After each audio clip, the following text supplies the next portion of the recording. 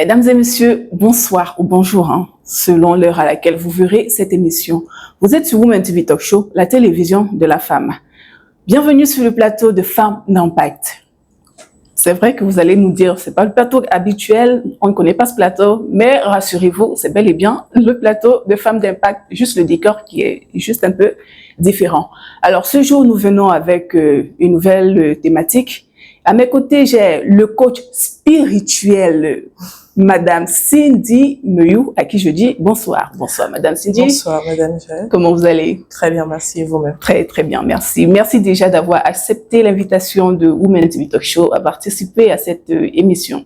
Je vous en prie, ça a été un plaisir d'être invité et j'espère que nous allons passer un très bon moment. Ah, mais ça, je peux vous le garantir.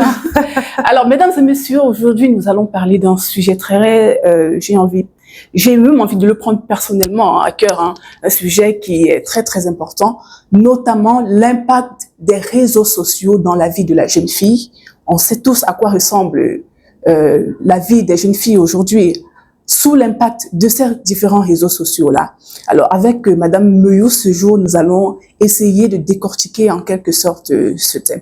Alors, Madame Meyou, est-ce que vous êtes avant d'être coach spirituel, vous êtes quand même un être humain à part entière. Est-ce que vous faites partie de ces femmes-là qui sont accros aux médias sociaux, aux réseaux sociaux plutôt? Déjà, je me considère pas comme une femme des réseaux sociaux. Parce que depuis, je crois, 2011 que j'ai un compte Facebook, je n'ai publié aucune photo. Ah mais ça, c'est un miracle, hein. Je n'ai publié aucune photo. Toutes les photos qui se trouvent dans mon compte Facebook sont celles qui ont été taguées par des anciens camarades de classe ou alors des personnes comme ça, qu'on a pu se rencontrer une fois. Bon, je suis une personne vraiment, je suis pas accro aux réseaux sociaux, ni TikTok, ni Facebook. Déjà, j'ai pas de compte. Je peux faire une anecdote. Il y a cela peut-être une semaine, ma mère me dit « Ah, tu as vu les vidéos de ta fille ?» Je lui dis « Les vidéos de ma fille, comment ?» Elle me dit « Mais t'es pas sur TikTok ?» Je lui dis « Mais non, je suis pas sur TikTok. » Et elle m'a montré une vidéo, comment elle faisait un challenge. Et je me suis dit « Ah, je crois alors, vous êtes à la maison avec un enfant qui fait des challenges sur TikTok, oui, vous n'en savez rien. Je n'en savais rien. Parce alors ça, c'est le propre de tous les parents d'aujourd'hui. Oui, c'est un réel problème. Et là, je me suis dit, OK, faut que je m'intéresse un peu à TikTok. Parce que, à part une page professionnelle qui a créé à ma boutique, j'y vais pas. Alors, je suis allée, j'ai été un peu curieuse que, OK, c'était même quoi le challenge? Heureusement pour moi, c'était pas un challenge d'exhibition, mais plus dans le sens de la connaissance par rapport à la thérapie, par rapport à l'école qu'elle fait. Et je me suis dit, OK, mais si elle a le courage déjà de se placer devant les réseaux sociaux, qu'est-ce qu'elle peut faire encore en cachette?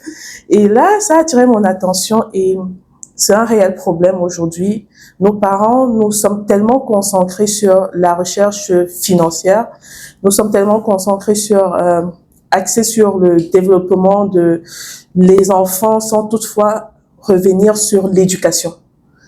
Et les réseaux sociaux, malheureusement, sont en train d'éduquer nos enfants. Les réseaux sociaux sont venus en quelque sorte remplacer les parents dans la vie de leurs enfants. Alors, votre fille, déjà, elle a quel âge? Ma fille, elle a 22 ans. Ah, d'accord. Okay. Oh, 22 ans, elle est déjà majeure quand même. Oui, elle a déjà l'âge de la majorité. Oui. D'accord. Alors, selon vous, quelle est la place que les réseaux sociaux, en ce jour, occupent dans la vie des jeunes filles? Je sais que nous sommes dans un monde de dualité, qu'il y a le positif, il y a le négatif, mais malheureusement, les réseaux sociaux aujourd'hui ont plus une connotation négative dans la vie des jeunes filles. Parce que avec cette mode, on appelle quoi, les influenceuses? Les influenceurs. Qui sont arrivés, ça fait déjà pratiquement 10 ans où il y a vraiment cette expansion de ce thème ou alors de cette appellation qui, pour moi, est très erronée par rapport à ce que nous voyons tous sur les réseaux sociaux. Nos enfants se mettent en fait dans ils se disent en fait que ce sont devenus des modèles pour eux. Si tu poses une question à un enfant, à une petite fille aujourd'hui, qui est ton modèle, elle te dira plus instantanément ma mère. Contrairement à nous, à notre époque, on disait automatiquement ma mère ou mon père, elle te dira tel ou X.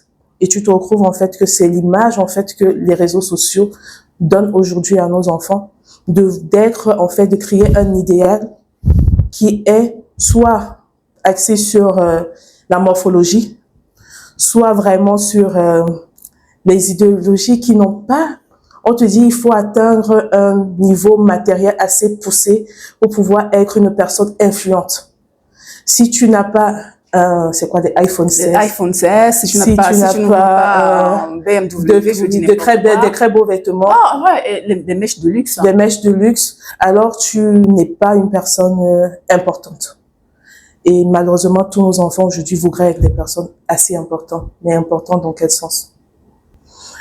Bon, pour moi, les réseaux sociaux aujourd'hui ont plus une connotation négative pour nos enfants. Malgré qu'avec Internet, nous pouvons faire de multiples choses, des formations. À la base, c'était ça. Hein. Quand on créait, je l'imagine. Et je sais qu'en réalité, c'est ça. Quand ceux-là qui ont créé ces médias, ces réseaux sociaux-là, à la base, il était question de résoudre, en fait, les problèmes de la vie et non d'en créer. Parce qu'aujourd'hui, les réseaux sociaux, il faut le dire, ils créent plus de problèmes qu'ils n'en résolvent. Exactement. Parce que aujourd'hui, on ne trouve pas de solidarité au niveau des réseaux sociaux qu'on crée, on trouve plutôt des bagarres. On trouve plutôt, comme vous avez dit tout à l'heure, des problèmes. Ça veut dire, tu es seul dans ton coin, tu te sens bien, mais dès que tu entres dans les réseaux sociaux, tu te crées automatiquement des problèmes parce que X ou Y personne a dit ça, qui ne correspond pas à ta conception de la vie. Et directement, il y a même plus ce partage de politesse. Dès que tu dis quelque chose, un simple commentaire peut te créer un harcèlement à vie. À vie, effectivement. Des haines qui n'ont pas lieu d'être. Malheureusement, nos enfants sont bien ancrés dedans. On espère qu'on pourra trouver des solutions justes et adéquates pour que ces enfants puissent revenir en fait dans les livres. Même si, on l'espère réellement. Hein. Même si Internet nous donne accès à beaucoup de livres. Mais sur TikTok, aujourd'hui, je fais une petite comparaison. TikTok de la Chine est totalement différent de TikTok Afrique. En Afrique, on a plus de challenges liés à la musique, à frémousser son corps, à montrer en fait qu'on a le plus beau tatouage, on a le corps idéal. Pour eux, c'est devenu une norme. Au point où si tu fais peut-être du 44, une taille 44, pour toi, tu n'es plus belle. Il faut absolument faire de la taille 37, de la taille 38, sans compter avec un corps assez dessiné à la Beyoncé. Avec des formes de guitare. Et malheureusement, nos enfants sont bien ancrés à l'intérieur.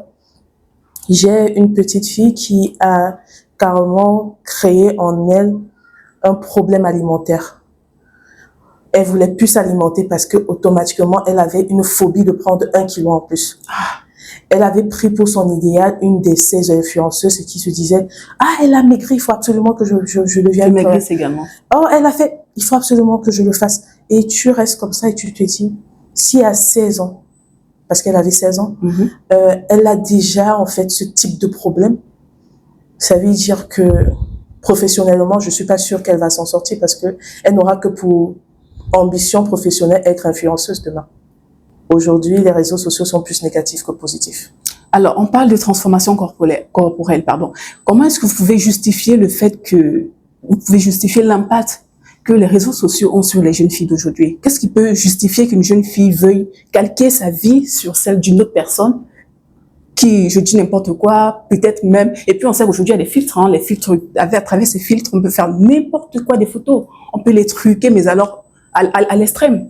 Qu'est-ce qui peut donc justifier qu'une jeune femme, qu'une jeune fille, qu'une femme, parce qu'aujourd'hui les femmes aussi âgées, exactement. On retrouve aujourd'hui même déjà les femmes de la cinquantaine sur les réseaux sociaux, hein, et qui sont même très très engagées d'ailleurs. Ouais. Qu'est-ce qui peut donc justifier qu'une femme se lève et se dise que voilà, je vais aller sur les réseaux sociaux, j'ai vu tel qui ressemble à ceci, je veux également lui ressembler. Vous expliquez ça comment? Je pense que c'est à cause du 21e siècle. Ah, l'ère de la renaissance, la nouvelle technologie. En spiritualité, on appelle ça l'ère du Verseau. Ah, ok. Bon, ça veut dire on a passé l'étape de l'ère du Poisson, on est en plein dedans de l'ère du Verseau qui est totalement technologie. Alors, les enfants aujourd'hui, malheureusement, comme j'ai pris l'exemple tout à l'heure sur ma fille, les parents sont très occupés. La vie est devenue de plus en plus chère. Il n'y a pas assez de boulot pour tout le monde. Et tout le monde a besoin de se battre pour pouvoir nourrir sa progéniture. Ce qui fait que vous pouvez voir des parents qui font pratiquement 16 heures et voire 14 heures, 18 heures ou même 10 heures de boulot. En quel moment tu es là pour parler avec ton enfant? Alors, les enfants n'ont qu'un seul repère aujourd'hui, les réseaux sociaux, pour pouvoir s'auto-éduquer. Aujourd'hui, tu peux pas voir un parent qui prend 1 heure de temps pour poser la question à son enfant de savoir est-ce que tu vas bien? Comment va l'école? Moi, je me rappelle à l'époque, il y avait une journée pour contrôler tous nos cahiers. Moi-même qui parle, aujourd'hui, je contrôle plus les cahiers de mes enfants. C'est fou de le dire et c'est même assez choquant, mais il n'y a pas de temps. Il n'y a pas ce temps. On est tout le temps à la recherche du besoin social et économique. Et malheureusement, ces influenceurs aujourd'hui n'ont pas un apport positif. Au contraire, l'émancipation en fait de la femme, puisque là on parle essentiellement des jeunes filles et de la femme, on est dans un féminisme où tout le monde se dit power woman. Alors, ce power woman est plutôt accentué ou plutôt axé sur le développement de la femme dans le sens financier. Il faut être financièrement stable pour pouvoir être quelqu'un. Alors, tous ces enfants aspirent à avoir la vie de rêve, à avoir une belle BMW, à avoir un très beau appartement, à avoir même un bel homme. Elles rêvent toutes de ça, sans toutefois rêver encore du prince charmant, parce que nous tous on a rêvé du prince charmant, mais ce prince charmant, c'était quand même avec l'envie d'être avocate, c'était avec l'envie d'être un très grand médecin, mais aujourd'hui... D'être président de la République. Président de la République. Mais aujourd'hui, tous les rêves des enfants sont axés sur influenceurs, parce que les parents ne tiennent plus à cœur leur rôle. Parce que la société nous y oblige carrément. C'est une réalité. Malgré le fait qu'on peut être organisé, on a moins de temps à accorder à nos enfants qu'au travail, qu'à la recherche du besoin économique. Car si tu n'as pas d'argent, tu ne vas pas nourrir ces enfants. Si tu n'as pas d'argent, tu ne vas pas scolariser ces enfants. Effectivement. Et tout est devenu tellement cher. Et encore que c'est même avec cet argent-là qu'ils mettent la connexion Internet pour surfer. Hein. Exactement. Et aujourd'hui, on se disait, OK, donner un téléphone portable à son enfant, c'est pouvoir être quand même à l'écoute et être très proche de lui quand nous ne sommes pas là. Mais beaucoup de mamans oublient en fait que dans toutes ces applications, il y a également des applications de contrôle parental. Moi, j'en fais sur tous les téléphones de mes enfants. Ils n'ont pas accès à certains sites, mais je crois qu'on n'a pas assez... je vais dire quoi, éduquer nos parents à devenir, on appelle ça quoi, ils ont un terme là pour dire en fait smart, voilà, pour devenir en fait smart, pour pouvoir être à la pointe de la technologie. On nous a juste dit ok, les enfants, on s'arrête sur le fait que nos enfants peuvent avoir accès à une bonne librairie sur Internet. Parce que aujourd'hui, pour débourser peut-être 3 000 à 6 000 francs pour acheter un livre normal à un enfant, c'est très compliqué. Pour les familles, même pour les familles moyennes. Oui, c'est très compliqué. Les 3 000 francs te permettent en fait de faire un bon repas à tes enfants. Alors on se dit, ok, s'il a 500 d'Internet, alors il peut aller faire des recherches sur Internet. Mais sauf que ce n'est pas ça. Alors, tout à l'heure, nous avons parlé de retouches de photos, avec les applications qui sont déjà très nombreuses sur le marché. Alors, est-ce que vous pensez que le fait de retoucher les photos, là, ces femmes il y en a qui sont accros, je n'ai pas envie de citer le nom de quelqu'un, mais je dis, il y en a qui sont vraiment accros aux retouches de photos. Qu'est-ce que vous pensez, vous, de cette obsession, de cette manie-là que développent les femmes d'aujourd'hui? Je veux encore introduire en disant que nous sommes au 21e siècle et qu'on est censé avancer avec l'ère de notre temps. À la base, je ne trouve pas assez malsain de pouvoir retoucher ces photos. Vu qu'il y a un... Non, mais sur le plan psychologique, est-ce que cette action-là a des répercussions quelconques sur le développement cognitif et psychologique même de l'être? Une personne qui devient très addict aux retouches photos, automatiquement a un problème psychologique ou psychiatrique. Ça, c'est une réalité. Maintenant, pourquoi cette personne a ce problème psychologique? Peut-être dès le bas âge, avait déjà en fait un harcèlement sur sa morphologie. Nous avons des enfants aujourd'hui qui naissent en surpoids. C'est le poids. C'est ce que l'univers a donné. Mais en grandissant, on te montre en fait que ce surpoids n'est pas un idéal. Alors toi, tu te retrouves à avoir, pour exemple, cet idéal qui est une taille S bien formée. Alors, ces applications viennent aujourd'hui, en fait, renforcer pour certaines, en fait, cette confiance en soi qu'elles n'ont pas dans la vie réelle. Sauf que, malheureusement, elles deviennent tellement addict à cette retouche qu'il faut tout le temps en refaire et se créer maintenant une vie totalement virtuelle qui n'a rien à voir avec elle. Alors, c'est un problème de confiance en soi. Et ce problème de confiance en soi, je redis encore, vient au niveau des parents. Je vais rester sur ça. Parce que nous, parents, on ne remplit plus notre rôle. Moi, je me rappelle pas la dernière fois vraiment que j'ai parlé avec une tante, avec peut-être ma plus qui m'a dit « je suis belle ». Au concret, elle me dit « oh, mais ton accouchement t'a fait reprendre du poids, il faut vraiment… Vous voyez, en fait, il y a que des paroles en fait qui peuvent te pousser à trouver cet idéal en fait, parce que ce n'est pas que les réseaux sociaux, c'est même ton entourage qui te pousse à te regarder et te dire « ah, peut-être que je suis pas si belle que ça ». Et tu te renfermes en toi-même, tu développes en fait un manque de confiance en soi assez fort et tu recherches en fait cette sécurité dans ces Photoshop. Maintenant, elles n'auront pas automatiquement des résultats assez positifs parce que si tu rencontres une personne maintenant dans la vie derrière et qui regarde ces photos et qui te regarde, toi tu vas dire « non mais attendez, c'est pas la même personne. C'est pas la même personne. Mais toi, tu n'es pas dans tu es consciente en fait que c'est pas la même personne. Mais parce que tu trouves en ça une sécurité émotionnelle, tu continues tout simplement à le faire. Tout simplement parce que tous les jours on te rappelle que tu n'as pas le corps idéal. Tu n'es pas dans les normes en fait de la beauté féminine. Alors nous allons poursuivre, si vous voulez bien. Alors la question suivante est celle de savoir quelles sont les conséquences psychologiques liées à une exposition excessive au contenu mettant en avant les corps du parfait. Les conséquences les plus en fait récurrentes de ce côté, c'est la dépression. La dépression, d'accord. Beaucoup de femmes entrent dans une ancienneté assez forte et ne veulent plus sortir, ne veulent plus s'exposer, ne veulent plus se regarder, ne veulent même plus s'habiller, se vêtir convenablement, tout ce qui pourrait en fait, je vais dire quoi, mettre en avant peut-être ce qu'elles appellent défaut sur leur corps. Elles se disent, ok, je peux lancer juste une robe assez large et je vais sortir. Des gens ne se rendent pas compte en fait que s'il y avait un développement personnel en Afrique, un coaching en développement personnel, même dans nos établissements, les gens retrouveront plus une confiance en soi propre, une estime de soi assez poussée pour se dire, ok, j'apprécie peut-être Madame Jade qui est placée en face de moi, elle est belle, mais moi aussi je suis belle. Bah oui. Tout simplement. Tout simplement.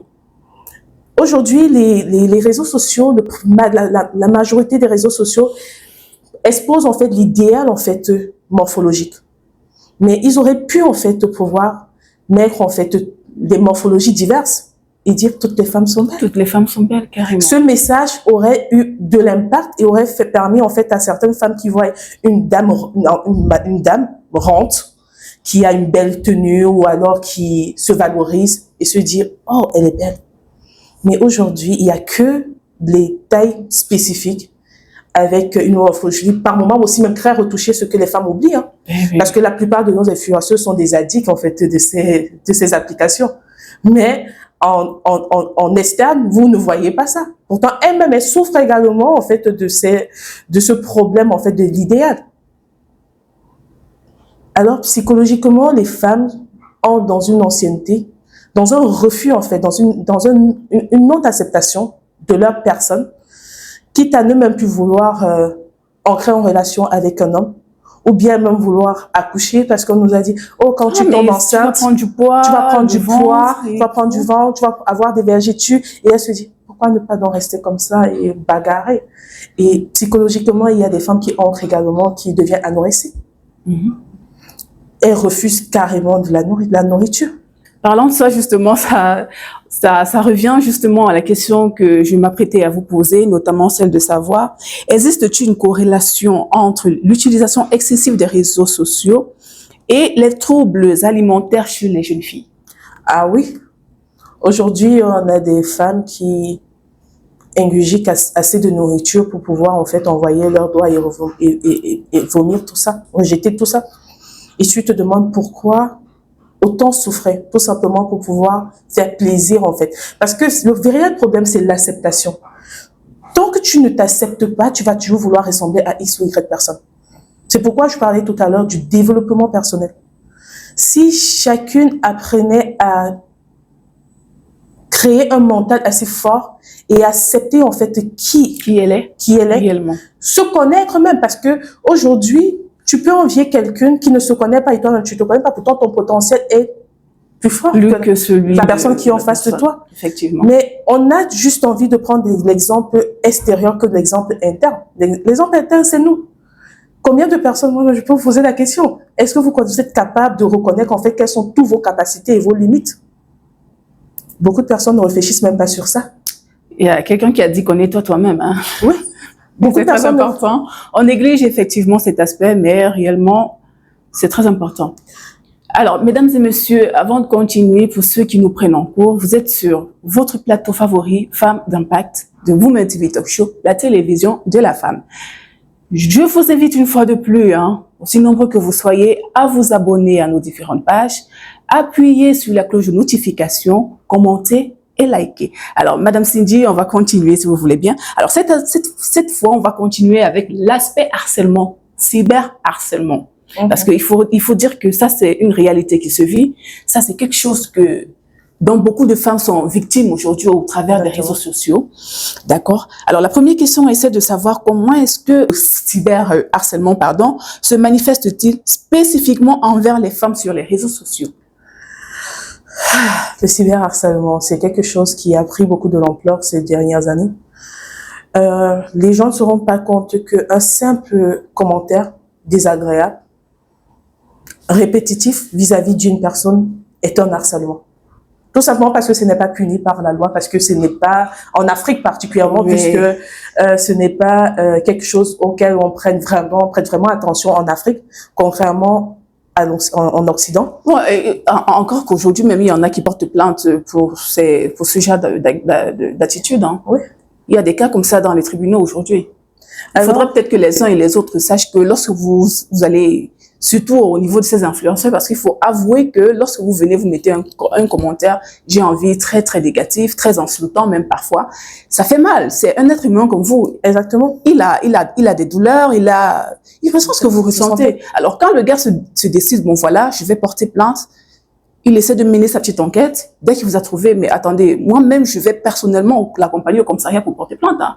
Parce que avant d'être ce qu'il est, il est d'abord un être humain. Exactement. Et après ces commentaires désagréables et désobligeants envers les gens, nous avons ce qu'on appelle le cyberstalking, qui est en fait un harcèlement répétitif, obsessif vis-à-vis d'une personne. Parce que généralement, ces personnes arrivent même à créer des faux profils en votre nom, avec vos images, et diffusent en fait des informations totalement erronées qui vont entacher votre réputation. Votre réputation, effectivement. Et vous voyez, il y a un seul individu qui vous suit désagréablement sur vos pages continuellement. Ça veut dire, dès que vous avez posté, il est le premier. Et il se dit être des super fans. Après, il va recevoir la notification comme quoi vous avez reçu un badge de super fan. Pourtant, c'est du cyberstalking parce que la personne développe une obsession vis-à-vis de vous, et une obsession qui peut devenir en fait sexuelle. Et aujourd'hui, nous avons ce qu'on appelle l'exposition en fait des vidéos intimes des gens.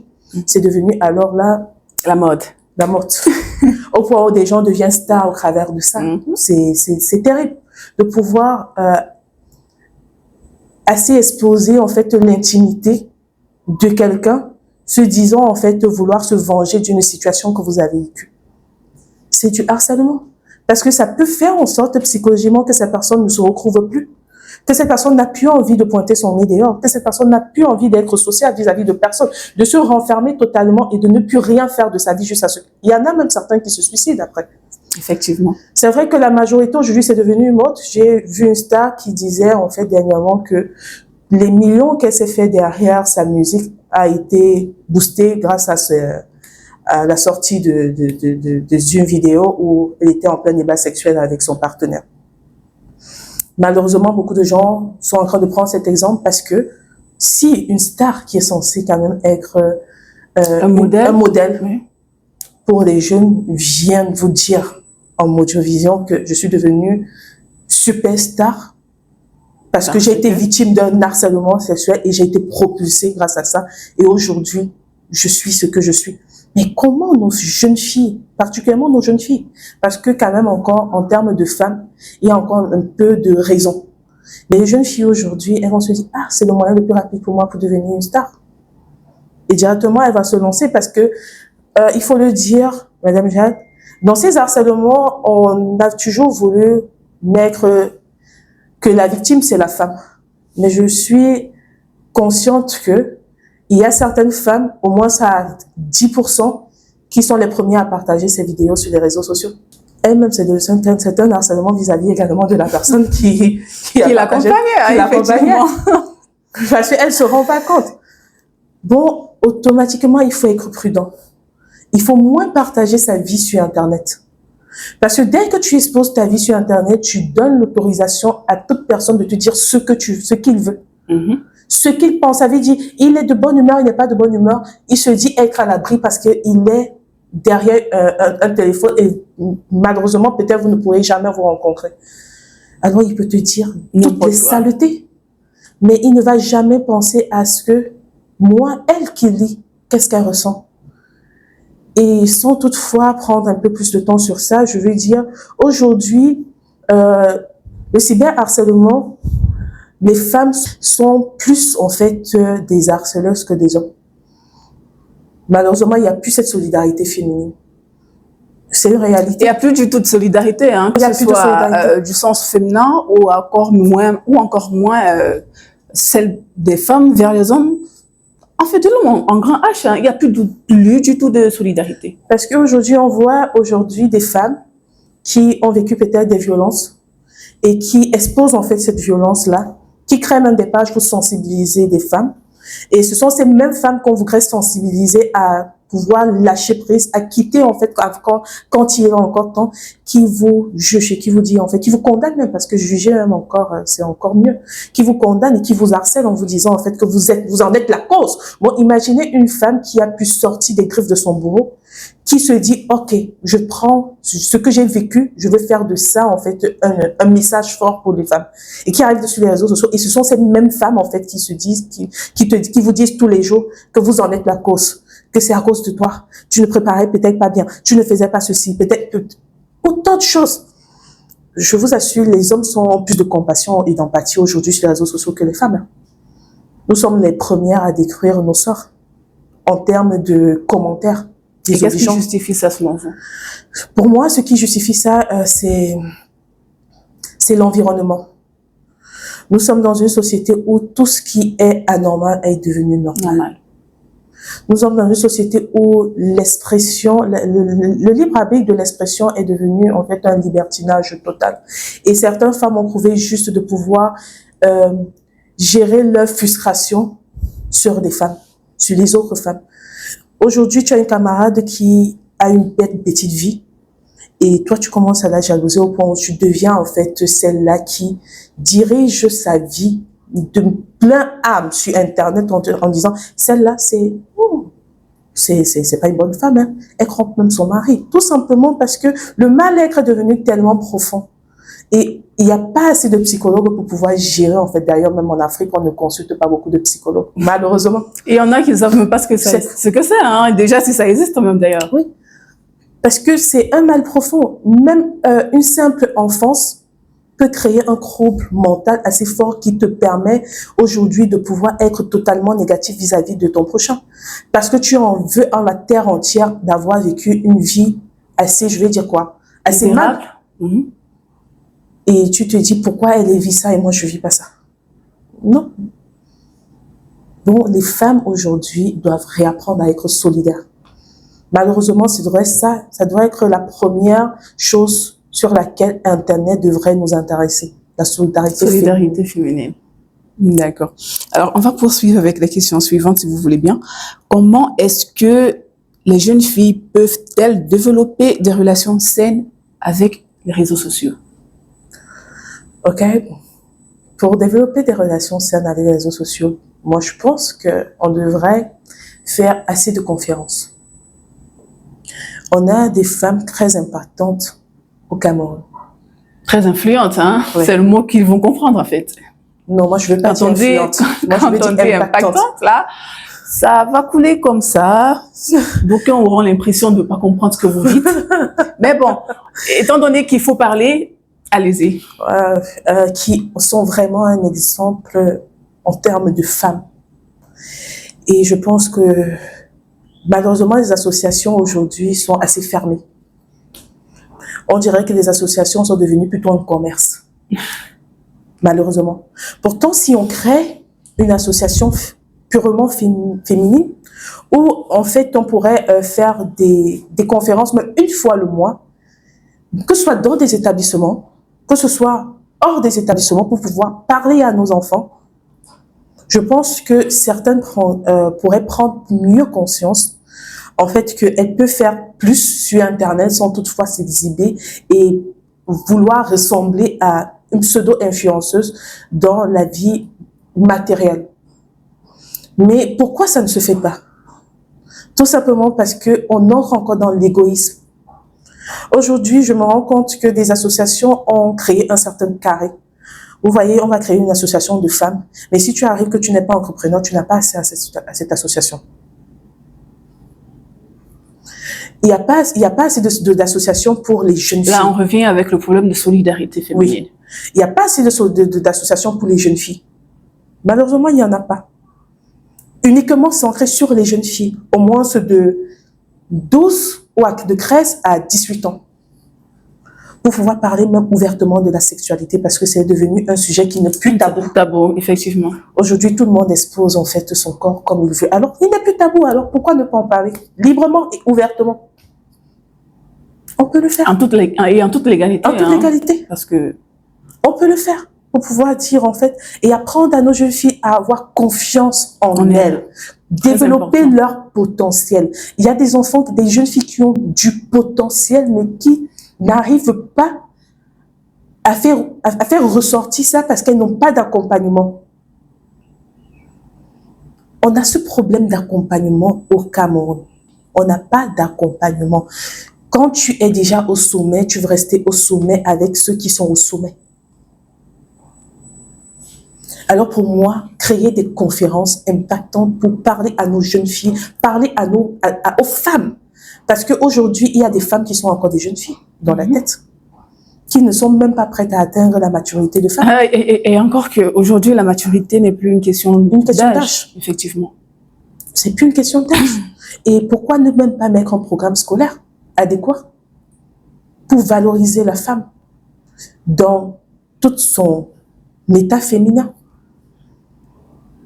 Aujourd'hui, il faut penser que nos enfants qu'on crée aujourd'hui, qu'on laisse aller aujourd'hui, pourront être je n'ai pas envie d'employer, peut-être dans la Bible on parle de second, mais comment, c'est vrai que nous sommes déjà en plein dedans, mais il y a des choses que je suis sûre que si on parle avec une jeune fille de 22 ans, moi qui ai 30 ans, je serais émerveillée, je vais dire, avant. Oh, ça se fait. Je suis dépassée parce que elles ont un esprit tellement développé qu'on pourrait prendre ça en un avantage pour elles et pour la société de demain. D'accord. Alors, on va partir sur cette dernière question avant de clôturer l'émission, si vous voulez bien, qui est celle de savoir, selon vous, que peuvent faire les plateformes sociales pour impacter de manière positive les contenus pour avoir un effet peut-être rétro sur les attitudes des femmes. Alors pour moi, je pense que tous ces réseaux sociaux-là, ils ont des conditions générales, je pense. Voilà. Pourquoi ne pas renforcer les conditions générales pour pouvoir vraiment scruter à la loupe avec l'intelligence artificielle tout ce qui peut être divulgué sur les réseaux. Que ce soit en termes de vidéos, que ce soit même en termes de messages. Il pourrait bien le faire. L'intelligence artificielle est là pour que la main de l'homme ne souffre plus. Effectivement. On pourrait bien le faire. Créer des plateformes qui valorisent les femmes avec des corps divers. Ça veut dire, aujourd'hui, prendre toutes les tailles, les morphologies des femmes et mettre en avant. Avec peut-être de beaux montages vidéo où ces femmes vraiment se sentent belles, elles se sentent épanouies. Parce que si on passe le temps à montrer des vidéos où les femmes en surpoids sont tout le temps tristes, automatiquement, quelle est l'image que ça te renvoie immédiatement? Tu te regardes et quand tu es en surpoids, tu te dis, ah, si elle est triste, Je suis pas normale. Je suis pas normale et tout. Il faut que je maigrisse. Ouais. Il faut que. Pourtant, si on fait des vidéos qui montrent plus, en fait, la femme heureuse dans son poids, étant belle, radieuse, automatiquement, quand tu vois, tu te regardes, tu dis, ah, mais la pile, je savais pas que ça pouvait me convenir. Et automatiquement, ça suscite quelque chose en toi où tu te dis, ah, je pouvais aussi porter cela. Mais si on est toujours en train de te dire, pour porter tel vêtement, il faut être taille S, taille M ou taille L, automatiquement, tu te sens... Ça crée des barrières. Ça crée des barrières. Pourtant, on peut faire ça. Je crois qu'il y a même certaines vidéos qui vont déjà dans ce sens-là. Beaucoup de femmes qui se valorisent. Il y a une journaliste qui se plaignait, qui a vécu un harcèlement par rapport à son poids, et elle a répondu carrément que je vais pas maigrir pour vous, je me sens belle dans mon poids. Et je pense que ce genre-là, elle a eu au moins ce 10 000 commentaires des femmes qui étaient en surpoids et qui ont dit, vous avez changé ma vie, je vais me regarder autrement. Également, les réseaux sociaux pourraient promouvoir en fait des groupes d'entraide entre femmes pour pouvoir mieux se parler, pour pouvoir mieux se libérer et s'exprimer par rapport à tout ce que nous vivons au quotidien. Parce que, il faut le dire, ce sont les expériences des autres qui nous renforcent. Effectivement. Je peux vivre une situation, je ne trouve pas de solution, mais si je me rends compte que Jade vive la même situation, automatiquement... On dit le partage d'expérience, ça aide beaucoup. Automatiquement, je me dis, oh, si elle a pu surmonter ça, ça veut dire que je peux également le faire. Promouvoir beaucoup de groupes sur ces réseaux sociaux qui vont dans ce sens. Et pas des groupes où on insulte seulement des hommes. Vraiment. Parce que je vois qu'en fait, c'est ça qui a la tendance actuellement. Quand on parle de groupe de femmes, dès que tu entres, on est plus en train de parler du mariage, des hommes, de ceci. Non, parlez tout simplement de la femme. Dans toute sa beauté et sa splendeur, du potentiel que la femme de la femme en elle-même. Et pas se cacher toujours derrière les hommes. Parce qu'on ne peut pas revendiquer, vouloir être libre, mais toujours se cacher, avoir une identité totalement effacée. Et se dire, non, d'abord mon mari, d'abord ceci, d'abord cela. C'est une complémentarité. D'accord. Alors, coach, avant de se séparer, moi, j'aimerais savoir si vous avez un mot de fin que vous souhaiteriez avancer à ces dames, à ces jeunes filles qui vont nous regarder. Je vais tout simplement vous dire, si à l'âge j'ai 30 ans le mois prochain, j'ai pu, en fait, vivre hors cadre des réseaux sociaux sans toutefois m'en défaire totalement parce que c'est très important pour l'avancement même dans la société, être au parfum de tout. Aujourd'hui, on a besoin de ça, mais vous pouvez faire mieux en vous disant, OK, je suis une femme impactante, alors je veux impacter le monde positivement. Quels sont vos rêves? Commencez à identifier quels sont vos rêves. Quelles sont vos ambitions? Qu'est-ce que vous voulez apporter à ces femmes qui souffrent, en fait, que ce soit de violence, que ce soit d'harcèlement, que ce soit de manque de confiance? Si vous trouvez, en fait, une bataille à faire, vous serez un modèle pour les autres demain.